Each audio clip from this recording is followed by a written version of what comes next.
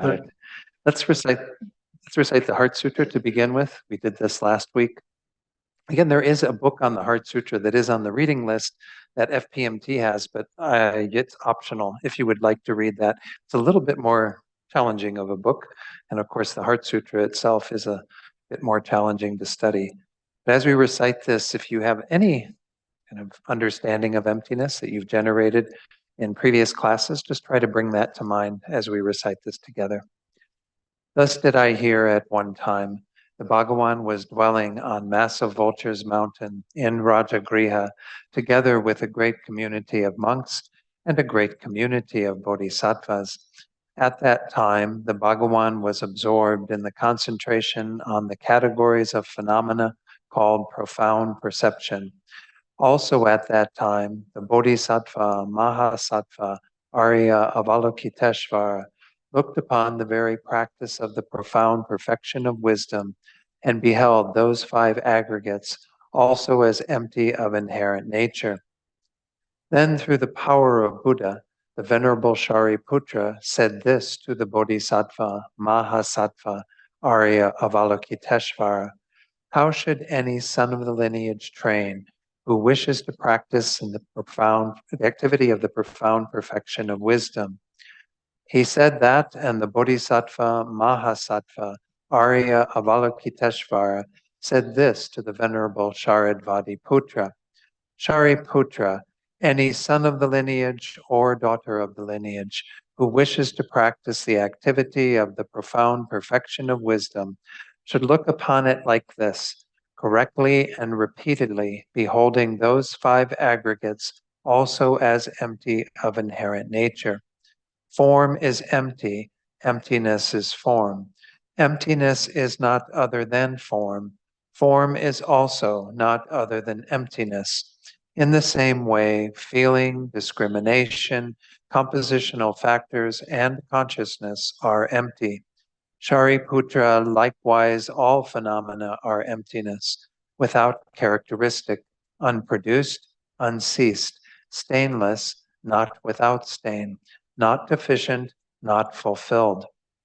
Shariputra, therefore, in emptiness, there is no form, no feeling, no discrimination, no compositional factors, no consciousness, no eye, no ear, no nose, no tongue, no body, no mind, no visual form, no sound, no odor, no taste, no object of touch, and no phenomenon.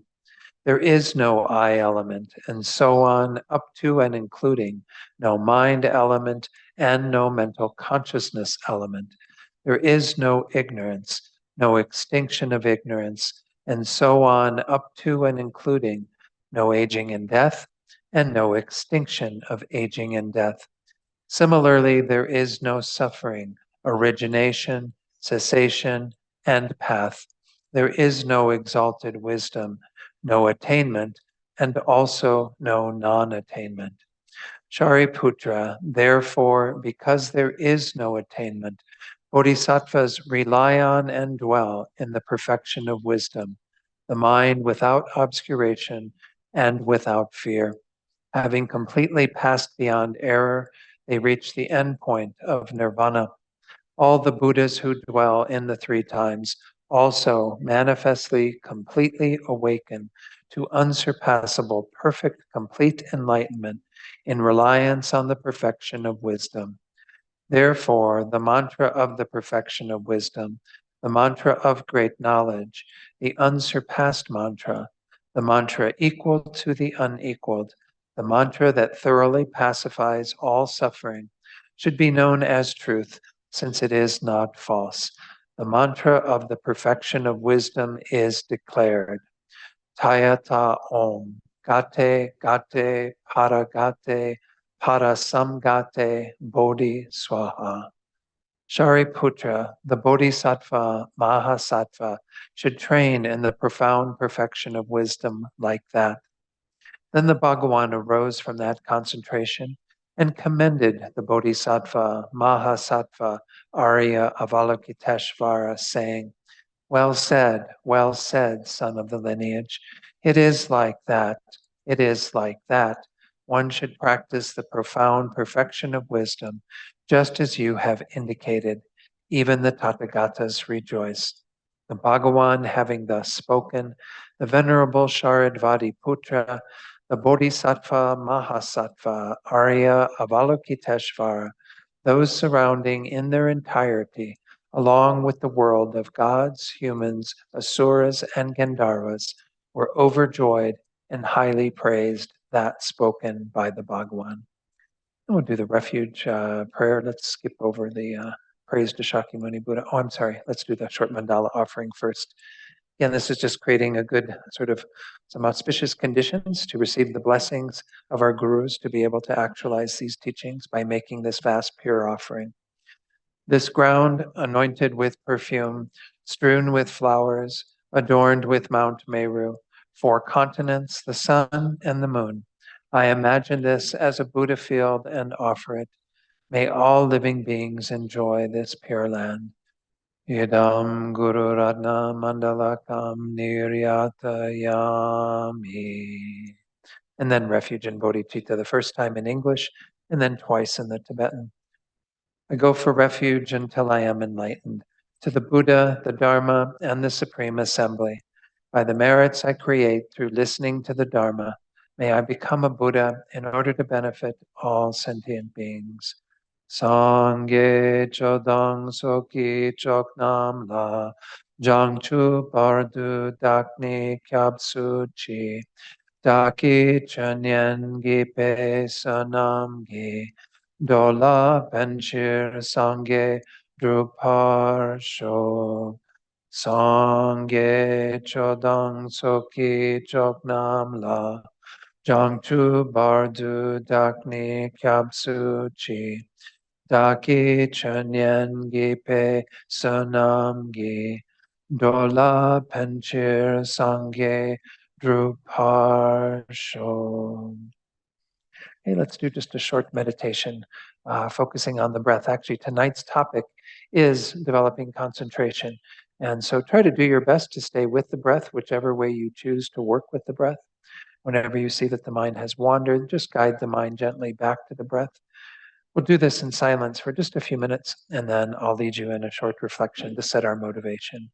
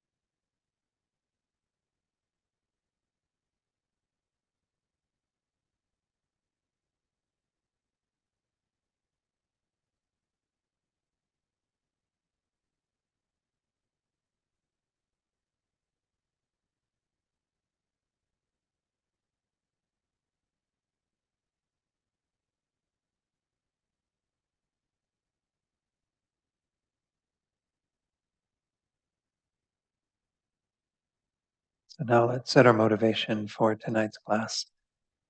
In last week's class, we looked at this tree of samsara, and this is a graphic to help us to understand what our situation is and the importance of realizing emptiness. But in the Lam Rim, you can start with the motivation of simply wanting to have better fruit on your tree, wanting to have greater temporal happiness, especially good rebirths. Remember, the tree is rooted in ignorance, but we can have both virtuous and non-virtuous states of mind. We can have wholesome and unwholesome actions that come from those states of mind. We can produce the fruit of good results through maintaining virtue. And this is a result that the Buddha taught, a temporal result, but nonetheless something that will give us some measure of well-being and happiness while we are in samsara. So this is the first level of motivation we can bring to these teachings. But obviously, it's not at the heart of why we need to study emptiness and realize it. The second level of motivation is if we want to uproot the tree of samsara entirely. And this is where we need to develop the antidote of the wisdom of emptiness that will counteract the root of ignorance, will create the opposing force, the antidote, so that we will never be controlled by ignorance again. All the other delusions that are built on ignorance will fall away. All of the karma will be disempowered. We won't experience the fruits of samsara. Instead, we will experience nirvana, the state of peace that comes when we are able to uproot our ignorance and achieve nirvana, achieve that state. So this is a motivation that involves the wisdom of emptiness because we see how crucial it is that we have to develop that wisdom in order to achieve our own liberation, to be free once and for all from all of our suffering, all of our contaminated karma, and so on.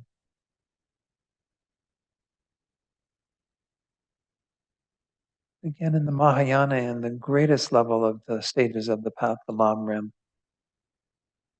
we see that there's a result that goes beyond this. And in our graphic of the tree of samsara, this wasn't really represented, but we might see it as kind of the stains of the roots of ignorance that are still there, that need to be purified. Those stains, those imprints, are what gives rise to a false appearance. It keeps us blocked from having the mind of a Buddha. These are the subtlest stains in our minds that can also be removed through the wisdom of emptiness, as well as the requisite amount of merit, of positive potential. This result is the ultimate result, the final result. We all have the potential to achieve it. So we set our sights on accomplishing that and make that our motivation for being here tonight.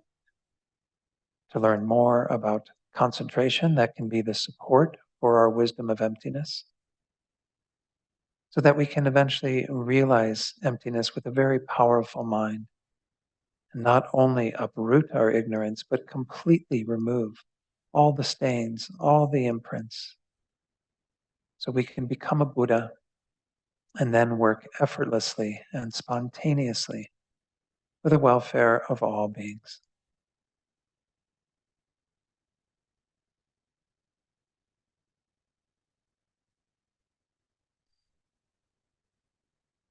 Hey, it's good to see you all again tonight. So again, in the last class, we mostly did an introduction to this topic and this perfection of wisdom that is among the 6 perfections. Tonight, we're going to look at what's entailed essentially in the 5th perfection, the perfection of concentration. There's a little quote that comes from the teaching that was actually part of the materials that you were requested to read for tonight, or if you didn't read them for tonight in preparation, you're certainly welcome to read them after the class. It's also a good way to review what was taught.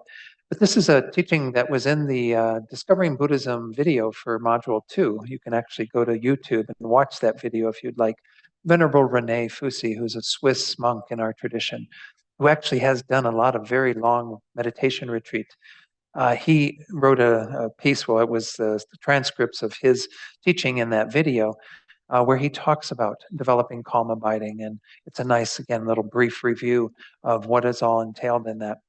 And in that teaching, he said, you have to become the master of your own mind. And he says, if you meditate about the nature of reality, how things really exist, it's the same. If you have this inquiring mind, which follows a stream of thought and wants to reach a conclusion and stay on that, because this is the whole point. We want to get to that wisdom of emptiness and be able to hold our awareness there, be able to place our mind in that wisdom. He says you have to have then a focused mind, which is able to follow the analysis without being distracted.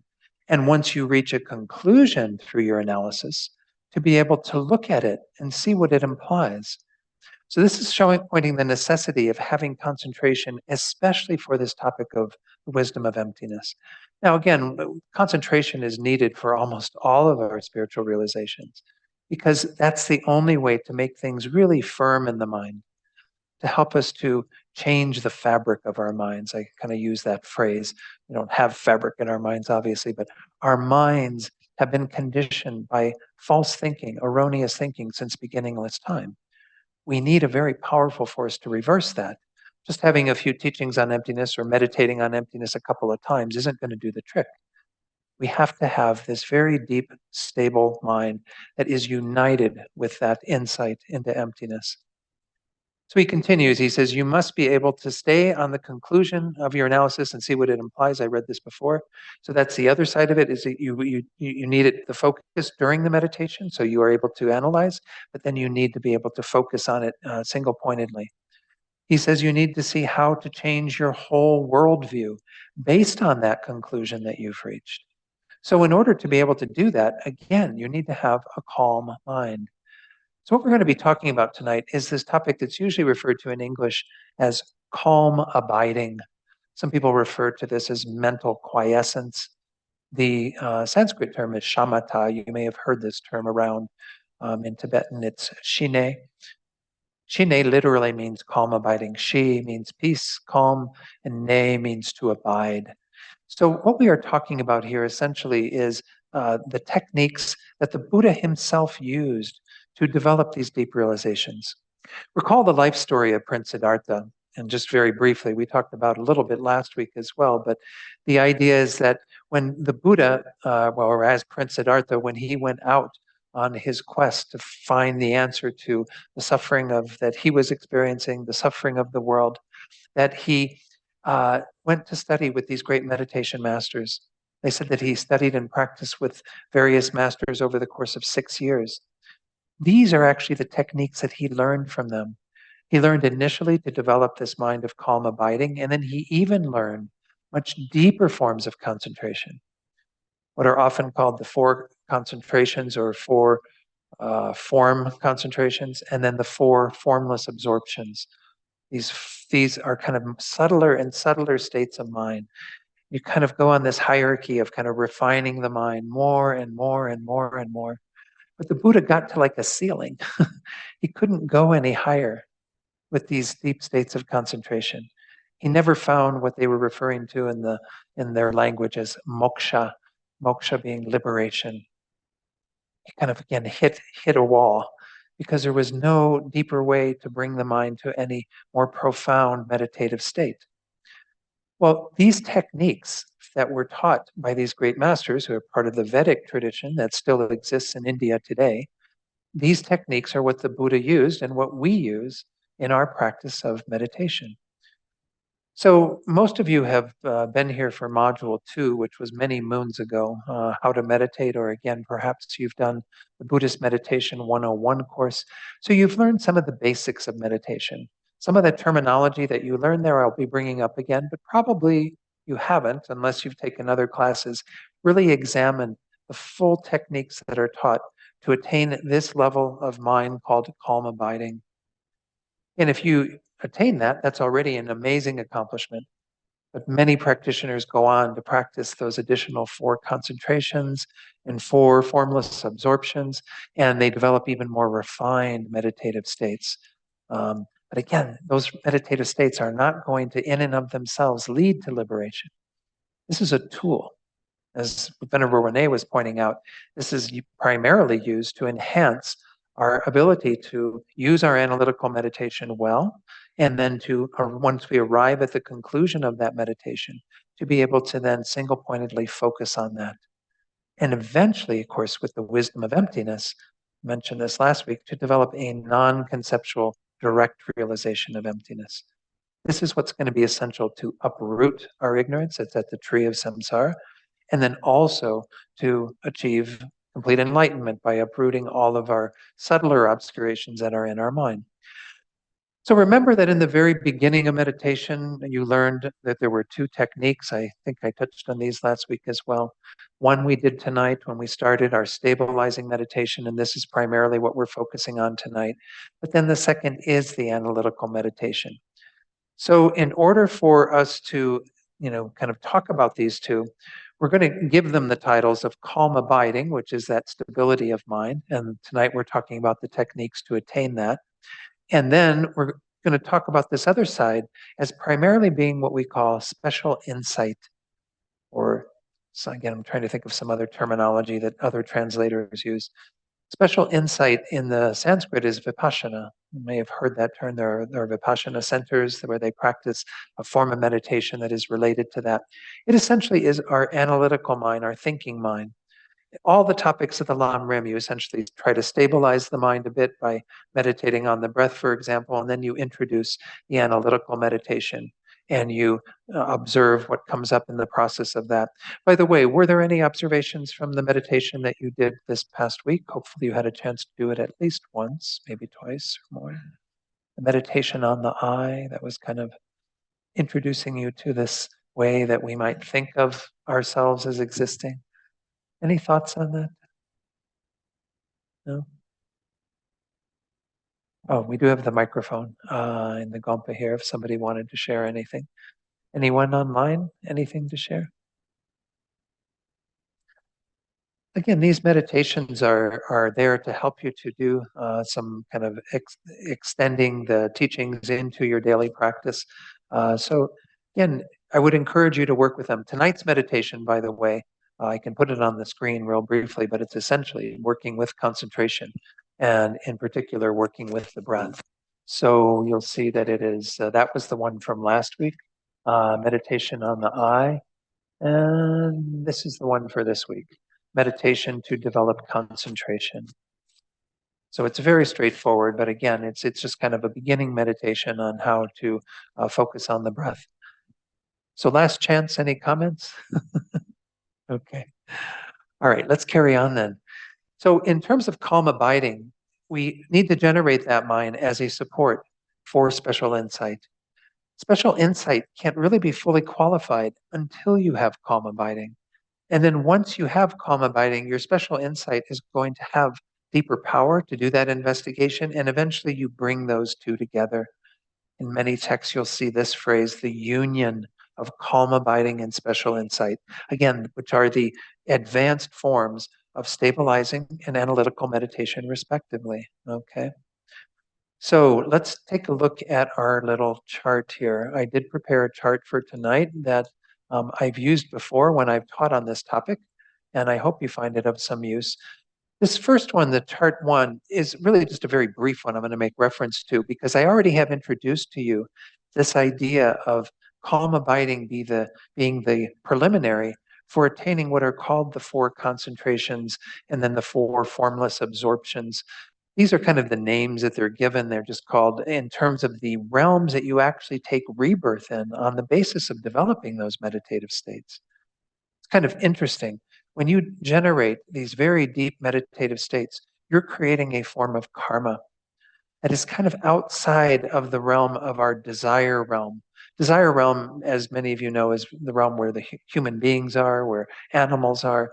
It's a very coarse realm compared to the form realm and the formless realm. Some of you may have heard this term even before in some prayers, beings of the three realms. The three realms are generally identified as that desire realm, form realm, and formless realm. These form and formless realms, those two realms, are realms that are a product of those meditative states. So there is form in the form realm. They're not completely just in a meditative state. They have bodies there, but they have removed a lot of the coarser states of mind. And it's a very much more peaceful existence compared to the desire realm. When you get to the formless realm, through generating those meditations, you're actually able to abide in a state without a coarse body at all, which is kind of mind blowing. But when you would leave the life where you developed those meditative states, that karma could kick in that would drive you into a formless existence. Now, again, you have some subtle energy that's with the mind, but that's really it. You don't have anything that's beyond that that would be considered to be a body, a form that you are with. So there are entire realms that are products of these deep meditative states. And I'm just pointing that out because you may get exposed to those at some point. Um, I'm not going into the detail on those at all. Instead, what I want to focus on is we here in the human realm, down in the desire realm, we have this human body that can be a support for generating at least the mind of calm abiding that acts as a condition to be able to go on and develop these concentrations, to develop the absorptions of limitless space, infinite consciousness, nothingness, and so on. This one's called Peak of Psychic Existence because remember the Buddha got there as Prince Siddhartha, and that's where his head hit the ceiling. There's no more, there's no more room to go on to an even deeper state of meditation. These are it in terms of what we can achieve with this mind. So what I want to talk about in terms of calm abiding tonight is a number of topics. Actually, whoops, let me go to my slide so I make sure I introduce you to all of the topics that we're going to touch on tonight, that I hope I have the time to touch on tonight. Sometimes I take 2 classes to do this simply because it's a lot of information. So what I just did was the first thing, which is the types of meditation and their advanced forms. So again, stabilizing becomes calm abiding. Analytical meditation becomes eventually special insight. And this is what we are talking about tonight, primarily calm abiding, but it being a support for us to be able to have that special insight into emptiness. Number of these things are on the chart. The next one is on the chart. I just started to bring it up, the 6 essential causes for attaining calm abiding. Then we're going to talk a little bit about what objects of observation you can use for attaining that state. That's not on your chart, but then we will go into the obstacles and their antidotes. This is one way that calm abiding is talked about. And then the 9 mental stages and other factors in developing calm abiding. I won't have time to go into detail on all of those, but we will talk about them in a general way. And then finally, what is that state of calm abiding? What is it like? So we have some kind of idea what we're aiming for. Maybe some of you have already had in your own meditation practice that perhaps you've been doing for a number of years, some deepening of your meditative concentration. But obviously what we're aiming for is quite specific in terms of what transpires that indicates that we are actually there, that we've arrived at that state. Keep in mind that these teachings are given primarily to inspire us. I've had many of my Tibetan teachers say that we've attained these amazing states of meditative concentration zillions of times. Again, we've been around since beginningless time. And eventually we would run into these teachings about attaining these states, but we never were able to use them in the way that they're meant to be used, again, as a support for us to be able to liberate ourselves and all beings from samsara. So this is the importance, and hopefully you gain some, maybe even confidence that you can achieve these states through knowing that all the instructions are there. Simply a matter of applying our minds to that. It's difficult in some ways, but nonetheless, Pabanko Rinpoche, the great master who wrote your Liberation in the Palm of Your Hand, I didn't bring it with me tonight, but the book that we're primarily using in discovering Buddhism, in there he says that if you have all the ideal conditions, and of course if you've been practicing to some degree before you really focus on attaining calm abiding, that you can achieve it within 6 months. That's not that much time of a human life, right? We think, oh my God, 6 months sounds like a lot. But really, when you think about however many years we all have lived, 6 months of those years is really not much. if we had buckled down and actually done this work at some point, perhaps we'd be in a different situation.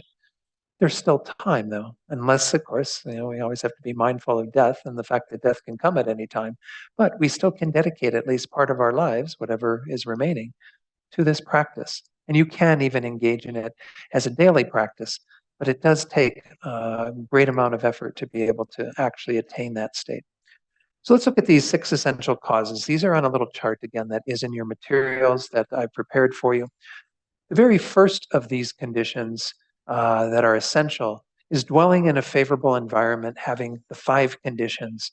The first is a place where necessities such as food, water, and clothing are easily obtained. In other words, you don't want to be in a place where your mind is drawn to how do I get those necessities? Because you want your focus to be on meditation. So there should be clean water, good food, not, you know, luxurious food, the food that is simple and supports you in your practice. And of course, the clothing that you need, depending upon the environment that you're in.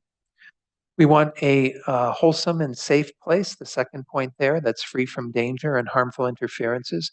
This too is because we don't want interruptions. We don't want there to be any kind of obstacles to our practice that could come from um, wild animals even, or eruptions of things in that territory or country or whatever, fires, all these various things. In terms of the land too, in this second point, it's good if the land's been blessed by past meditators.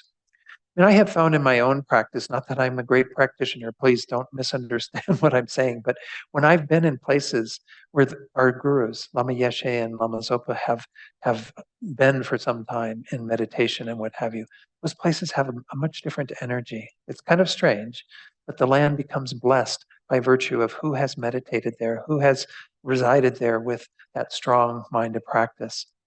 There are even in the FPMT some centers that are dedicated to meditation retreat or that have retreat cabins that you can go and do this sort of practice.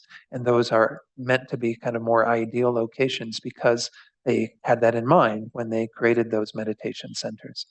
If you need more information on that, you can talk to me or any of the other folks involved with the center here. They can help you as well. Third is a healthy location where you will not be subject to dampness and other conditions that can cause illness. It's actually ideal to have a place where there's a lot of fresh air, good views, a moderate climate. This is why many people go to the caves in the mountains, right? Because the air and everything is much clearer up there. Of course, you're at a higher elevation, which can be challenging for those who aren't used to being up at higher elevations. But you want to be free of any of those possible effects on ill health that you could have. The fourth is a place with helpful and conducive companions at hand. When you're first doing meditation retreat, especially if you're just going, say, you wanted to do a couple-week retreat after this course, just to test the waters and see how it is to be in retreat. Well, it's ideal if you can do that with a group of people. Because as a initial meditator, it can be a little challenging to be on your own in one of these retreat cabins. And there are at times these groups put together that are doing a calm abiding retreat. I know Alan Wallace, who works out of Santa Barbara, California. He's a big practitioner of calm abiding, and he's developed retreat centers around the world that are focused on that practice. So again, know that there are places where you can be supported with other people in your practice.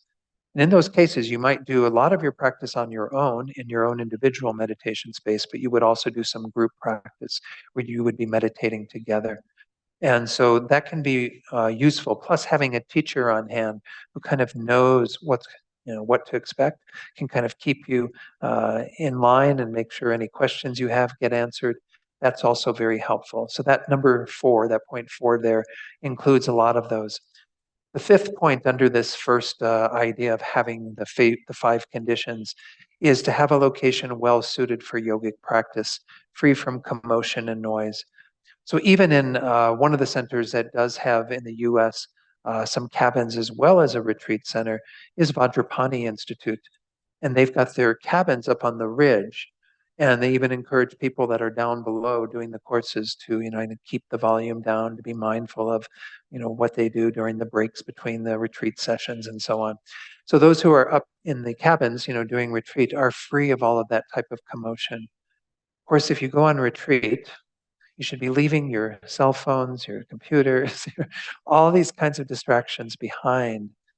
This is not the ideal way to go on retreat, to like be checking, your messages all the time. And you should, as much as possible, try to separate yourself from all of those activities. And that becomes even a part of one of these points that's following. Number 2 and number 3 are kind of interesting. And these are things that even if we don't yet have kind of ideal conditions, we can practice those. We can even practice number 4 and number 5 and 6 to some degree.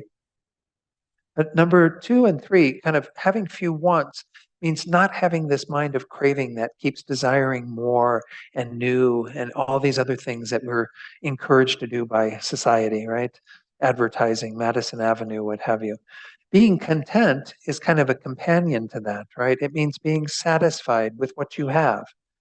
Now, again, in retreat, it is good to have, again, kind of a very stable diet that's not a lot of heavy food that will make the body kind of heavy, and by virtue of that, the mind kind of heavy. So you may end up, if you go to, especially to a retreat center where they provide meals, with not very elaborate food.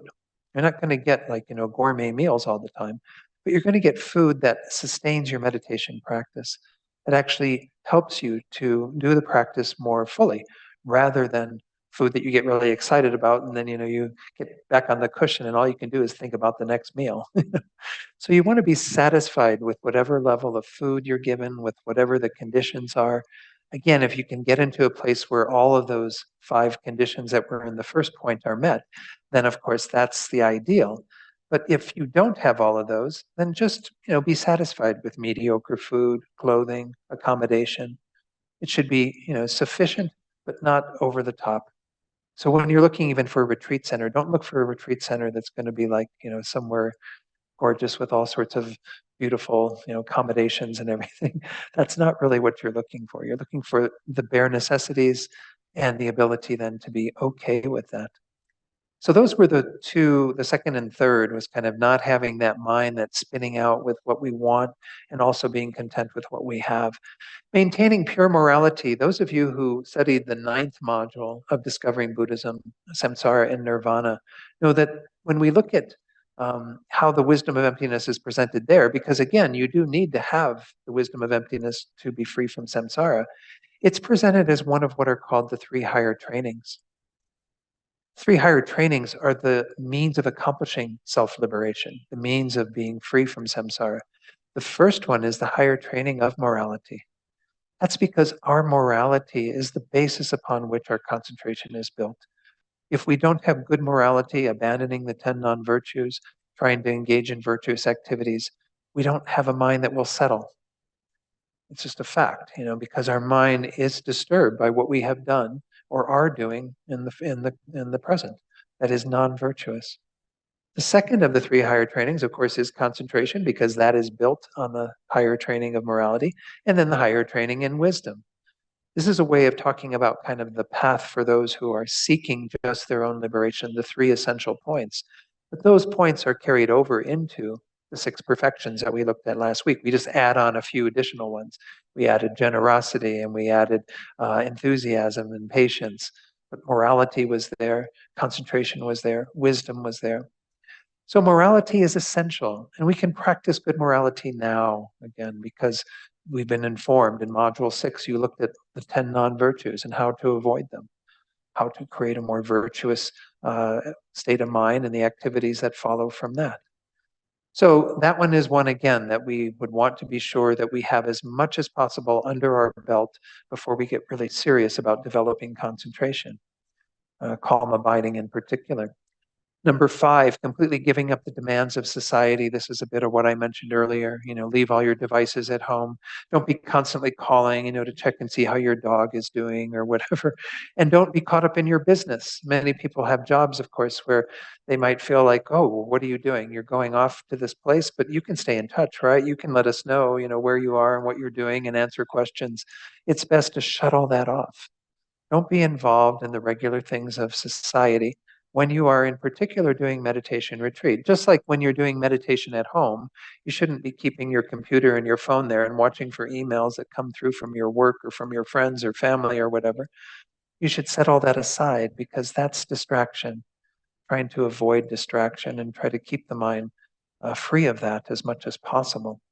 The final point was to completely abandon thoughts of desire. You know, this is primarily talking about the desire for sense objects that we get caught up in quite a bit. Remember that the antidotes for that are to remember the unsatisfactory nature of those things and the impermanence of those things.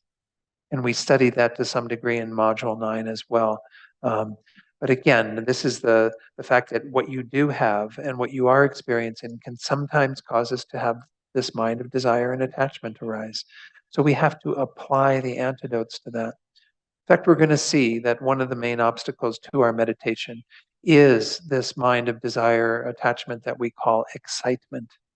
When we get quite stirred up by thinking about pleasant objects that we would love to be experiencing. That's where, again, even in our lives that we have now, as much as possible, it's good to live as simply as you can, and not be so caught up in trying to, have new experiences and go to this restaurant and that thing and this and whatever, and constantly stimulating the mind. Why? Because if you do want to kind of buckle down and develop this type of concentration, those things are going to be obstacles. They're going to keep your mind from settling because the mind will constantly be going in those directions, right? We are products of what we have done with our minds. Our minds are the way they are because of what we've been doing with them so far. If we want them to be different, we have to change our patterns, change what we are exposing ourselves to, change what habits we have. These things, again, it's nice to introduce these essential causes because even if you're trying to develop this in retreat, you do need to practice some of these things now. And many people do go on retreat to try to develop calm abiding. But if you haven't done any of these things before, you're going to find your monkey mind just going crazy for the first, couple weeks, maybe months, just constantly being diverted to all of these things. All right. So let's talk a little bit about objects of observation. This was the second topic dealing with calm abiding. First was kind of to introduce you to these two forms of meditation. Secondly, to talk about these essential causes. What are good objects of observation? In His Holiness's book, which I'm encouraging you to read, there's a nice little chapter on developing concentration. And he's got actually a whole section apart with a couple of chapters. He first starts out with having objects of observation that are called objects for purifying our behavior. What this means is that if you are seeing that you do have a very strong delusion that you are quite familiar with, that you want to change, it might be best to start with making that your meditation object. So, for example, if it is a lot of desire in our minds, if we do have a lot of attachment, then maybe we need to focus on impermanence or on the unattractive aspects of the object. And these are topics that you probably have heard before, either in Module 9 or even some of this you may have talked about back in Module 1, when you're first starting your path and kind of recognizing that we can develop antidotal states to certain delusions, afflictions. If you have a prominent affliction, it's best to start with focusing single-pointedly, trying to, on the antidote to that, because that will cause that delusion to lessen. The antidote to hatred or anger is to have love for the beings who you are generally hating or having some anger towards. The antidote to pride is to recognize the kind of wealth of your not knowing, the things that you don't know, to kind of meditate a bit on your ignorance in a sense, not ignorance in a subtler way, but the fact that we don't know a lot. And our pride can be deflated by just simply single-pointedly focusing on that reality. Of course, emptiness, if you have an awareness of emptiness, that's a wonderful object to develop your meditative concentration on the basis of, because eventually that's what you want to introduce into your meditation. Most of us don't have that yet. And emptiness is the antidote to all of the afflictions because it's the root of samsara, as we saw last week. But this is a good place to start, especially if you see that there is a particular affliction that's really quite strong for you. Some of these antidotes, again, were discussed, I'm guessing, in Module 9. I'm not sure who taught you that, but that's generally where that would have been the previous 3 modules prior to this. The other thing, though, is that oftentimes you still end up deciding on another object that will actually become your main meditation object to develop calm abiding. In His Holiness's book, again, he points out the use of an image of the Buddha. This is a very powerful image because it's a virtuous object. It encapsulates the goal that we are all seeking in our Mahayana practice, the goal of becoming the Buddha. And it also helps us with our eventual practice of Tantra, which will be the subject of the 13th module of Discovering Buddhism, because we are visualizing it.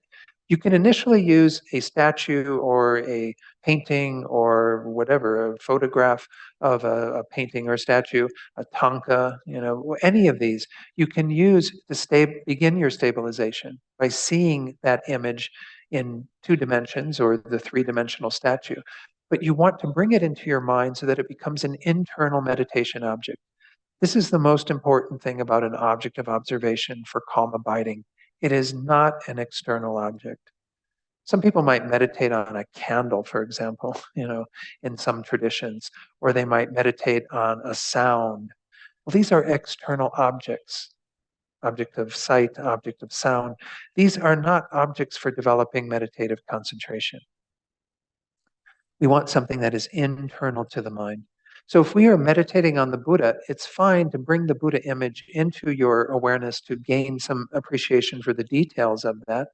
The Ushnisha, the crown protrusion, what the eyes are like, what the mouth is like, the ears, the lobes, all of this. And then to bring that into your awareness. But you're always meditating with the internal image as much as possible. A mental image, an idea of what it is that you had looked at, what you had observed. Now, the breath is also, of course, a very important meditation object. And Alan Wallace, who I mentioned, he has a wonderful book on developing calm abiding called The Attention Revolution. And he says in his experience working with Westerners that one of the best objects to use is the breath. And in Buddhist teachings, they say that the breath is a good object for those who have a lot of distraction in their lives. Well, look at our culture. Again, even those of us who try to live a bit more peaceful life, there's a lot going on, folks. We got a lot of distraction. So the breath kind of brings you in. Now you might think, well, but we're focusing on the sensation of the breath, right? I mean, often we're focusing on the sensation at the nostrils or in the lower abdomen, or even the inflation of the body as you inhale and the contraction as you exhale. Those seem to be a sense object, right? You might think that. You might think, well, I thought Don just said you couldn't use an external object or something. In some ways, we can say this is still a bit internal because it's with our body. But nonetheless, Alan Wallace in his book, Attention Revolution, does point out that at some stage, I think it's at the 4th stage, we're going to go through the 9 stages. Again, we'll go through them in a brief way later tonight. At the 4th stage, it actually becomes an internal object. It's no longer the sensation, for example, at the tip of the nose that you're paying attention to. It's an internal visual image that appears to you. Quite interesting. He says that in different meditators, it appears in a different way. Sometimes as a star, sometimes as a crescent, sometimes as all these various things. But you actually generate an internal image of the breath at some point. So kind of our meditation corrects itself at some point, even though we might start working with something that is a sensation, which is the breath and where we feel the breath at a place in the body. It eventually converts itself, changes into something that is quite internal. So I have no problem myself recommending to people to use the breath as a meditation object because I think for most people, especially in the beginning, it's very, very useful. It also is the advantage, of course, that most of you know, is that it's not something you have to contrive. To visualize a Buddha image means you have to spend a fair amount of time trying to get that image in your mind. Because you don't just want like the outline and you don't want just the head and no details to the body. You want the whole thing to be very detailed and it should appear somewhat lifelike. It shouldn't appear like a 2-dimensional image or a statue. It should appear as if you have the actual Buddha in front of you. Again, in a much smaller version, because it's good to have smaller objects in our minds to develop tighter concentration. You don't have the Buddha like as big as a wall or something. You want to have something quite small. But this is something you have to contrive, right? You have to actually generate that in your mind. That takes a lot of effort. And this is why Alan Wallace, in his experience, has said that most Westerners, this takes too much energy and effort, that they would be much better off using the breath because we have the breath with us all the time. Breathing in, breathing out. It's a wonderful object to work with in many ways. Now, I know that Lama Zopa Rinpoche is quite keen on more virtuous objects, again, the image of the Buddha and what have you. You can try those and just see, what success you have. And maybe some of you are much better at visualization than many people can be. And that's great if you can do that, because again, that is a helpful tool, especially when you do get to Tantra. But the goal is to try to get to this state of calm abiding with a single object, because you can't keep changing the object. You have to develop it with regard to one object. So choose something that you want to work with for a while, and if you feel comfortable with that and it's going places for you, then try to stay with that. If it's something that isn't working for you, then maybe consider changing it to something else. My teacher in Italy, Geshe Jampa Gyatso, he said that essentially anything can be used as an object for calm abiding, to develop calm abiding. But again, you want to use something that is at least neutral, if not wholesome. So don't use like an AK-47 as your meditation object, right? Maybe there are people in the world that do that, but you don't want to kind of use something that's really non-virtuous, or like meditate single-pointedly on your anger towards somebody. That's not going to help, right? That's not doing the trick. You want to be able to choose an object that is virtuous. Some people may choose something like loving kindness, that thought of wishing others to be happy, to have happiness. When you get it to just that taste of that thought, it can be something that you can meditate on single pointedly. So again, keep in mind that anything can be used. Best to choose something that is virtuous, but at least something that is neutral. And why I say neutral is because, again, our breath is neutral, right? There's no great virtue to the breath, but it's not non-virtuous either. It's an object that, again, is useful for us. So I don't know if there are any, maybe hold on to questions. We'll take some questions after the break. I do want to get things kind of cover a little bit more before we take a short break and introduce you at least to this next topic. So I'll put back on the screen from the slides with the topic. So again, we just covered the third one here. We're going to go on to number 4.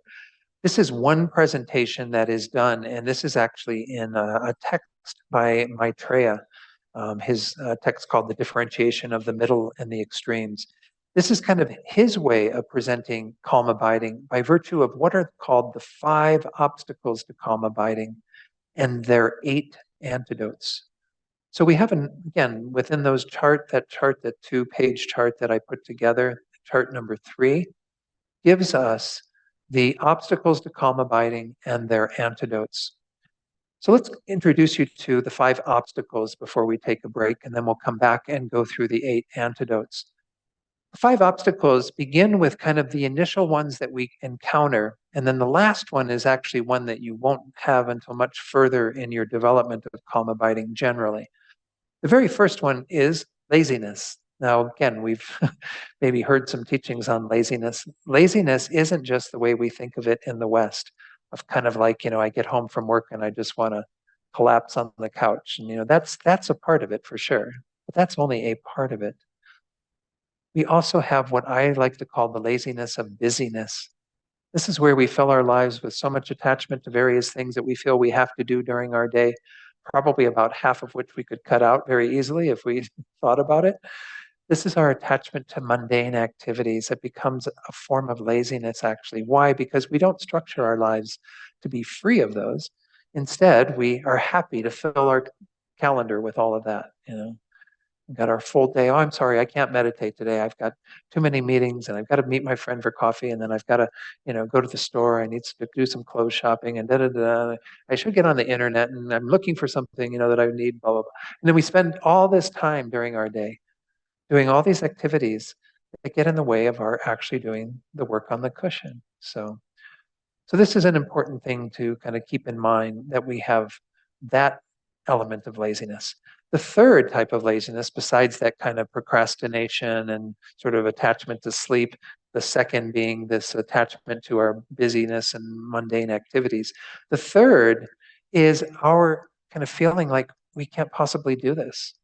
They call this the laziness of self-defeatism.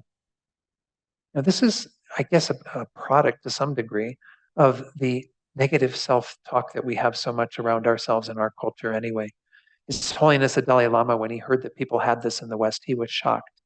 Because I guess in the Eastern cultures, they don't have it so much because they kind of see that, the main obstacle for most people is they hold themselves to be too important and too wonderful. And he came to the West and he realized that most people think they're really miserable and they're awful and there's a lot of self-loathing and self-hatred. Well, this third form of laziness is actually where that is taught to some degree in Buddhism, is where we think, I can't possibly do that. I can't meditate. I tried once, I can't meditate. Well, if you only tried once, you haven't given it enough time. But the idea is that every one of us can develop meditative concentration, given the right conditions, given the right amount of time, given the ability to sit and just do the work. And of course, there are many other conditions, as we saw, those essential conditions that do aid us. Lama Zopa Rinpoche also says that we should make sure that we've accumulated a sufficient amount of merit to achieve these meditative states. So there are other factors that play a role, causes and conditions that help you to accomplish that. But you yourself can do it. We need to bring along little cheerleaders when we go on meditation retreat, that kind of cheer us on, make sure that we actually know that we can do that. That's the third form of laziness. They actually say that that's the worst form of laziness. Why? Because if we hold that thought all the time, maybe other people can meditate, but I can't do it. It's just impossible.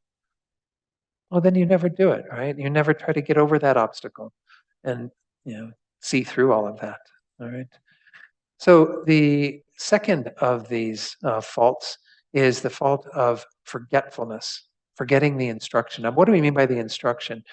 If you're talking about like an image of the Buddha, then it means forgetting kind of the instruction of all the various details of the Buddha. There are all these various things that refer to the parts of a Buddha's face and head and, the parts of his body where the arm is positioned, all these various things, and of course the significance of those. But in essence, we can say forgetting the instruction also means simply forgetting the object. So this happens with us even with the breath, right? We're meditating on the breath, and then suddenly we start thinking about, oh, that's right, I didn't call that person, and I need to do that, and I need to remember when I get up to, oh, but I wonder if they're around. And you start thinking all these other things. You go off on a train of thought, right? That's because you've forgotten the object. You've lost your hold of the object. So obviously, this is something that happens at the beginning of our meditation practice too, is that we first need to overcome the laziness to get on the cushion or the seat, whatever, where we're going to meditate. But then we have to remember the object. Remember what it is that we're meditating on. Because remember, with stabilizing meditation, it's a single object. It's not like we have to, remember a whole lot of other stuff. We just want to go to that object and then stay with that object. So that's kind of the next error that you encounter. Let's look at the third error. That is not identifying these two forces of laxity and excitement. We both have these, or we have both of these in our minds. Some people have a preponderance of laxity or a dullness to the mind. Some have a predominant state of excitement or distraction. Now, laxity and excitement have very precise definitions because they are found when we do get into deeper meditation and we start working with trying to calm and focus our mind. But they are part of these overall two dimensions of our kind of what happens in meditation. Laxity is part of kind of the dulling or the deepening, kind of entering into darkness of the mind when we withdraw too much. Meditation does involve a withdrawal, withdrawing from the senses and going inside. And again, that's why we use an internal object. But if we withdraw too much and kind of the mind starts collapsing in on itself, that's when we have sleepiness, drowsiness, dullness. And laxity is a subset of that, which is essentially when we lose our meditative clarity. At the coarser level, it's just not having a clear mind when we're meditating. And clarity is one of the two main components of having calm abiding. The mind has to be clear. It has to be fairly energetic without getting too excited. We'll talk about excitement in a moment. But this this clarity, we can also have a subtler form of laxity where we have the clarity, we're kind of clearly with the object we're meditating on, but there is a lack of intensity. And this is a much subtler obstacle that we get to further on the path. For most of us, we're probably not going to be even seeing laxity because we don't even have that much clarity to begin with in our meditation. And we're still trying to just stay with the object and remember to do that, right? So laxity as an obstacle doesn't come into play really until a little bit further into the development of calm abiding. Excitement, on the other hand, is a bit coarser, and it also has a coarser form and a subtler form. But excitement is a subset of this drawing the mind outward. This is what our minds are generally doing. In Alan Wallace's book, Attention Revolution, he talks about how we've got this huge thing happening, and this was written quite some time ago, but he said, all these people being diagnosed with ADD and ADHD, he says we all have attention deficit disorder. It's just a matter of degrees.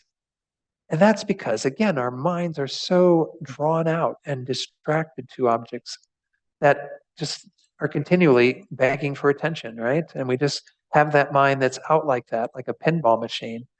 So sometimes when we sit down to meditate, either the mind stays like that, and that's for the people who have maybe a preponderance of that kind of distracted mind, or we're so tired from the distraction that the mind practically goes to sleep, right? So you see these two forces working, and at different times you might see one of them more prevalent than the other. But this is the kind of drawing the mind out. And just as laxity was a subset of drawing the mind in, excitement is a subset of drawing the mind out because it's particularly the excitement that we have towards objects of attachment, that kind of get us titillated while we're trying to sit in meditation. We start thinking about, I wonder, there's still some ice cream in the freezer, right? Or something. Sense objects are often what we get drawn to, or even some nostalgic sort of things where we start thinking about, that vacation last year in Hawaii, that was really nice, and thinking about us on the beach with the palm trees and everything. And then, the mind's gone, right? That's a form of excitement. And again, we can have the coarse one that doesn't allow us to be on the object, or you might be with the object, but the subtler excitement, they say, is like water running underneath ice. If you've ever seen a frozen river, right? You know that it's frozen at the top, but the water's still going underneath it, right? It's not at the surface. The surface looks pretty calm, looks pretty stable. But underneath, you've got these kind of subtle thoughts that are still being directed towards these objects of attachment. This third problem, this third fault, is when we aren't identifying when those faults arise. And of course, that means that we're not even correcting them. The next one is going to be when we don't correct them. The third one is that you're not paying enough attention to notice when these states of mind are arising. You're just fine. I'm just going to go off to la la land with my mind of excitement and be on vacation the whole time I'm sitting on my cushion reliving what I did in Hawaii last year. I didn't go to Hawaii, by the way. I'm just using that as an example. But this is what happens to the mind if we don't pay attention. We start following that mind that is drawn out, or we start really feeling the comfort of the mind being drawn in, and we just get all warm and cozy in our little meditation shawl, and we just don't even think about paying attention to the breath or whatever object we're using anymore. Okay, let's go to the fourth one. I already mentioned it. It's the non-application of the antidotes. What this means is if you see laxity and excitement arising, the first fault is, of course, you didn't see it, you didn't identify it. This fault is you see it, but you didn't apply the antidote properly, or you didn't make the decision to apply the antidote. Well, what are the antidotes to these? Because the one is the mind being drawn in, you have to bring the mind back up, which means heightening your attention and concentration, right? It means that you have to perhaps even raise the eyes somewhat. By the way, I'm not going to talk about meditation posture as part of this. Back in module 2, you went through the 7-point posture. If you need instruction on that, let me know and I'll make sure. Maybe I'll even post I'll have Venerable Dundrup post the 7 points of meditative concentration on the materials page if you need to review that.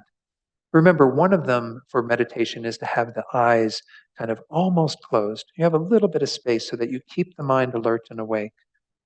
But what may happen with that is even with the eyes kind of in that position, you still may get very drowsy.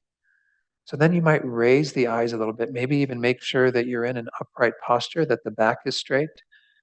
Perhaps you need to, if it's warm in the house, perhaps open a window to get more cool air in to refresh yourself. If you're not waking up to all of that, then maybe you go to the sink and you splash some cold water on your face to revitalize. And if that's not working, you might even do a meditation on something that is uplifting for you, that kind of brings you into that space. Kind of do an analytical meditation on this precious human life that we have, something that inspires you to say, oh yeah, I really have to get there and do this meditation. There's no time to sleep, no time to be drowsy, to have this dull mind. On the other hand, if the mind is being drawn out, the antidotes are to draw it back in, kind of release some of this energy of the mind by kind of focusing on the breath in a looser way rather than it's being so tight. We can certainly also try to go back to the breath if you are working with a different object, or even if you're working with the breath, maybe try to take a few really deep breaths to kind of bring you back into the body a bit more and not so, outwardly connected to things. There is a wonderful meditation that also was part of Module 2 that's called the 9-round breathing meditation. Most of you know this. I'll make note to have that posted out on the website as well. This is a really wonderful meditation that does help some of that excitement mind to get much more calmed down. I won't go into the instruction on it. Again, it's pretty clear in the meditation. If if this isn't working, again, maybe we need to meditate on something that sobers us up a bit, that makes us not so convinced about all the worth of all these things we're getting excited about. A meditation on impermanence, on death, those things are very sobering. That might bring the mind down. But essentially what you're doing, there was that wonderful, I thought it was kind of wonderful in its own way. It wasn't a great movie, but the movie Little Buddha that Bertolucci did, where there's the musician who's on the river that the Buddha, as Prince Siddhartha, overhears. And the musician is trying to play the instrument, a stringed instrument, and he's giving the instruction to the other person saying, if the strings get too tight, they break. But if they're too loose, you can't play. It's that type of play that we want to do with our minds. If it's too tight, then we kind of get this tight, distracted mind that is kind of all over the place. If it's too loose, then we get the mind very dull. You want to find, again, a sort of middle way between those two. Let me go through the last one here. It's very brief, and then we'll do a short little break, just like 5 minutes, so we can stretch a little bit and refresh ourselves. That's over application. Again, as I said, this doesn't arise until a little later on the path when we're just shortly before achieving calm abiding, actually. Why this is a fault is because at some point, this laxity and excitement will cease to arise. You will have done the work to keep them from appearing in your mind. Doesn't that sound great? Imagine sitting down on your cushion and not having to worry about the mind getting very dull and drowsy, and also not having to worry about it getting distracted to outer things. You sit down and you're just there with the object. This actually happens on the 8th of the 9 stages to develop calm abiding. You would be at fault if you started applying antidotes at that point, right? Because there's no faults there. The laxity and excitement are gone. So it's one that we don't have to worry about so much, though perhaps there are times still, even when we might start applying an antidote, where we might over-apply, where we keep on trying to do that when we actually have already gotten rid of the excitement, or we have lessened the laxity or dullness, all right? So that's to give you some flavor for those. When we come back, we'll look at the 5 antidotes to those. Kind of alluded to them a little bit through going through them, and they'll be easy to understand because we've already identified what these 5 are.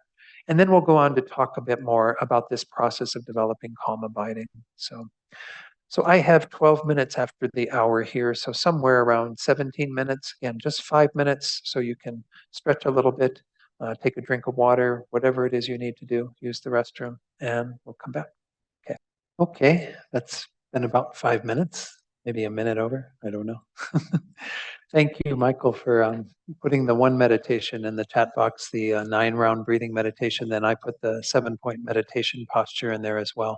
And again, for those of you in the Gompa, they'll be at the uh, website where the materials are, course materials. So you will get them as well. So, all right, let's take a look at the antidotes. Well, yeah, let me do the antidotes and then I'll see if there are any questions on that and anything else that I've covered so far before we go on to look at the by the way, this is what that 9-round breathing meditation looks like. I got that file.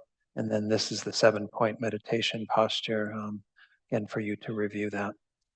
All right, so let's go to our chart. There are 8 total antidotes to these. The first 4 are antidotes to laziness. And I'll just talk about them very briefly.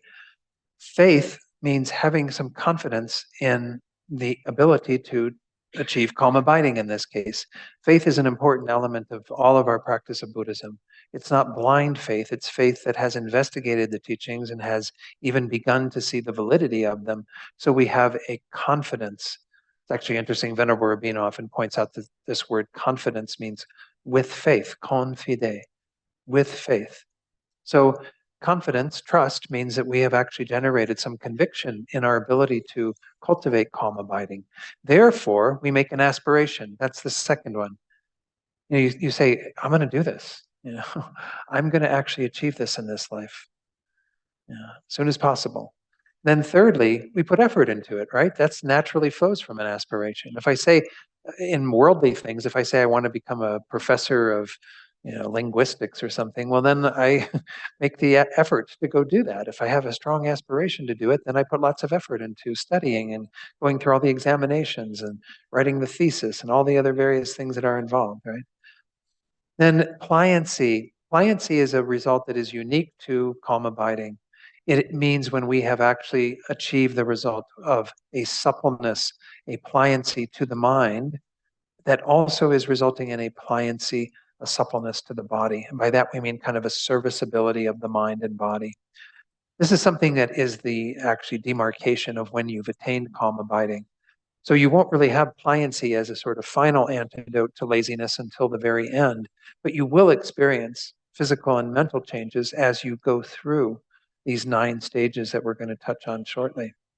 So these are built on each other. Through faith comes aspiration, through aspiration comes effort, through our effort we eventually have pliancy, suppleness. I'll talk more about that when we get to that part. What is the antidote to forgetting the instruction or forgetting the object? Mindfulness. What do we mean by mindfulness? Now, mindfulness has gotten to be a big, hot topic in our culture. It's not as hot as it used to be. I think self-compassion is like the bigger topic now than mindfulness. Maybe even there's a new one where all these Buddhist terms kind of make it into the popular culture. And mindfulness, they've even used this term McMindfulness because it's like McDonald's. You kind of see mindfulness everywhere. I don't know if I see it everywhere, but it's a tool. It's not necessarily a virtuous tool because, as Venerable Rabbeinu points out, even thieves need good mindfulness. It means paying attention, not forgetting. It's essentially memory. It means that you are staying with whatever it is that is in the mind. And of course, when mindfulness techniques are taught, also an element of just kind of an unconditional presence with what's going on in the mind. But here, it's quite directed. Mindfulness means I am not going to lose the object. And it's not a thought, it's a factor of the mind. It's kind of a force in the mind that causes us to move in a particular direction. Okay? So mindfulness is what will keep you from forgetting the object, keep you from forgetting what it is that you're visualizing on, the details of it, if you're visualizing, or if you're meditating on the breath, keep you with the breath. It's a part of having good concentration. If concentration is there, mindfulness is there. What is the factor that keeps us from kind of not identifying these 2 faults, the faults of laxity and excitement? It's the factor of introspection. Introspection is usually described as kind of being like a spy in the corner of the mind. It does take some sort of effort to bring it into play. I kind of compare it sometimes to a security guard that's working in a kind of large area. So say you have like all these buildings and you have a single security guard that's kind of coming around to check out things occasionally. Well, then, he only comes to one spot every now and then. So your security guard kind of takes a hike if everything's going fine, but is drawn in whenever it seems like there's something we need to pay attention to and see, have these faults arisen? Is our meditation becoming kind of looser and not so focused and not so clear?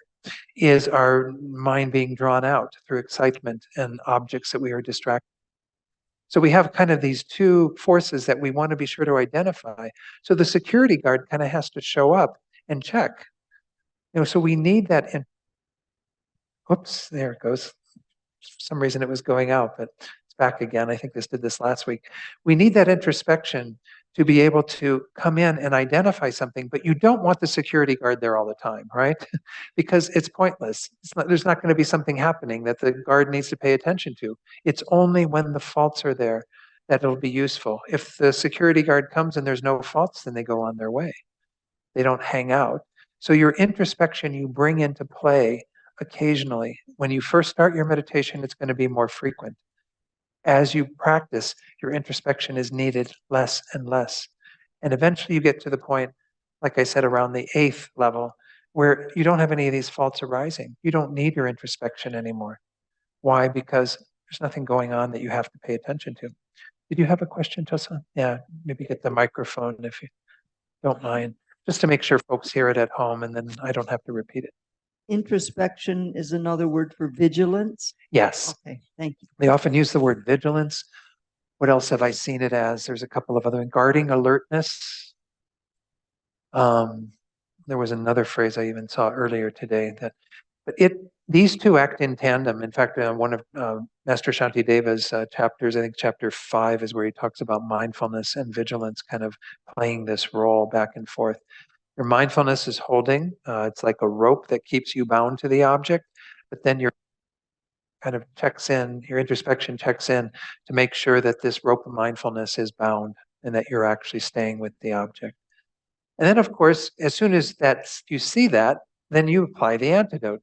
That's the antidote, per se, for not applying the antidote. So application is number 7. That is the opposite of non-application. And that means to do the things that I mentioned earlier. If the mind has gotten very dull and there's that kind of heaviness to the mind and even like a lack of clarity in our meditation, then you need to heighten the mind, kind of restore some energy so that you bring the mind up. If the mind's distracted outwards, especially to objects of attachment, then you draw the mind in. And there are other meditations. You might go back to, if you have Kathleen McDonald's wonderful book, How to Meditate, that is used in Module 2. You might go back and look at some of the things that are reviewed there. And most of you have heard some of these teachings on this in Module 2. But this is where they're kind of talking about them specifically in relation to our development of calm abiding. The 5th fault that I mentioned, over-application, you use this factor that's called equanimity. Now, the word equanimity gets used in about 3 different ways in Buddhism. One is what you saw in Module 10 when we talked about having a mind of equanimity towards others, kind of an even-mindedness towards friends, enemies, strangers. Another form of equanimity is where you have a neutral feeling. We can talk about a feeling of pleasantness, a feeling of unpleasantness, and a feeling of equanimity that is neither of those.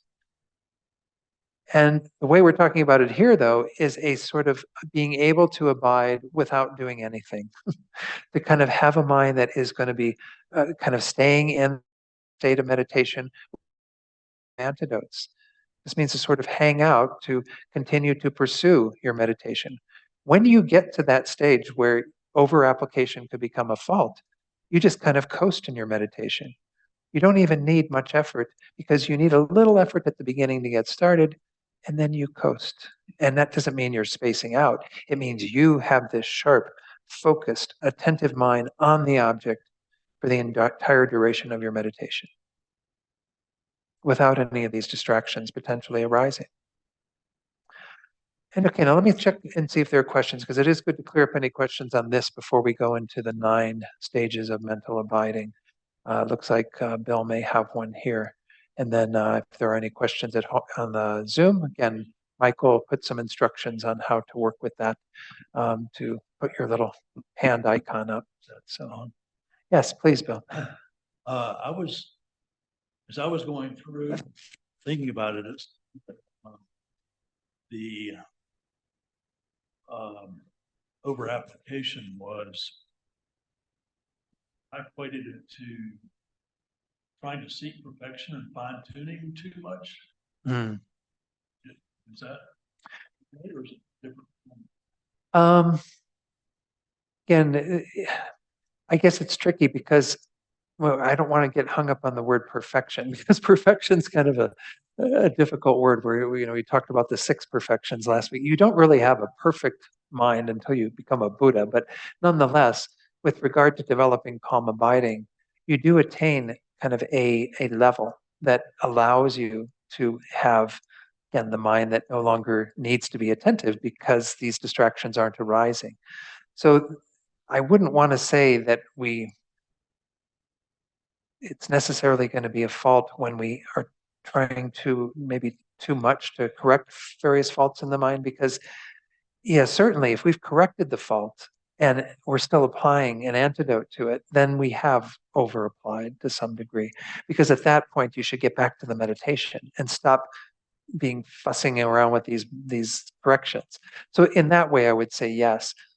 But in terms of it being an obsession with kind of getting it to that point that is where we're trying to get to, then no, I think that's what we're trying to do.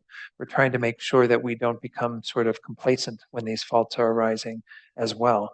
So it is maybe better at sometimes to be hyper vigilant, to have that kind of mind that is paying attention and making sure that we're seeing everything that arises and applying antidotes when we see even the slightest fault.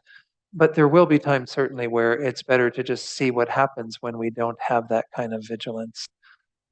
So again, it depends upon where you're at in these stages. We'll go through the stages because at the very beginning, like I said, we need our introspection a lot.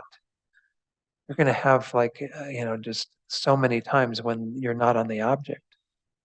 That's where we all start, right? In our meditation is like, I can't even stay on the object for 2 seconds, you might say, or anyone might say. So let's see when we get into the discussion of these 9 if it comes up again in terms of anything I say. But I wouldn't say that that's necessarily where we would see over application, but we would see it if we do get caught up in trying to over apply in the moment. Because again, if you've corrected it, if the mind has come down or come up depending upon where you were and you're there, better to go back to the object then, because you want to try to create more continuity of the mind placed on the object.